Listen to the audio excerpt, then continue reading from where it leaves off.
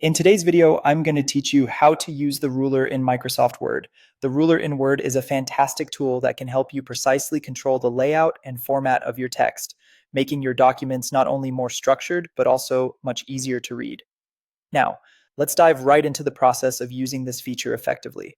First things first, let's open up the Microsoft Word document that you want to work on. Once your document is open, you may not immediately see the rulers on your screen. Typically, there's a horizontal ruler across the top of the document and a vertical one running down the left side. If these rulers are missing, don't worry, they've probably just been hidden. To display the rulers, you'll need to navigate to the ribbon at the top of your Word window. Once there, click on the View tab. It's in this section where you'll find various tools that enhance how you view your document.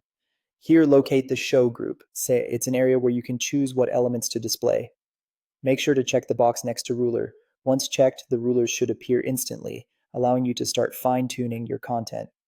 With the rulers visible, it's time to select the paragraph or paragraphs that you want to adjust. The focus will be on altering paragraph indents, which can significantly affect the neatness and readability of your document. You'll notice three small sliding markers on the horizontal ruler located on the left side. These sliders are key to manipulating your text layout. Let's start with the top triangle, often referred to as the first line indent. By dragging this marker, you can adjust the indentation of just the first line of your selected paragraph. This feature is particularly handy if you want to start a paragraph with an indent, setting it apart from the rest of the text. Now onto the middle triangle, which is known as the hanging indent. Moving this marker affects all lines in the paragraph except the very first one.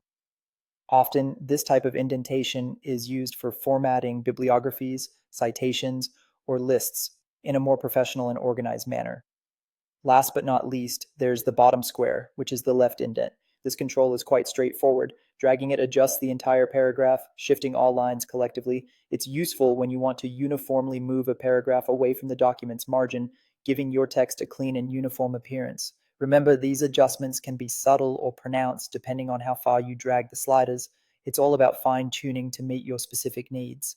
By mastering these simple yet powerful tools, you'll enhance the aesthetics and functionality of your Word documents effortlessly. Thank you for watching and happy formatting.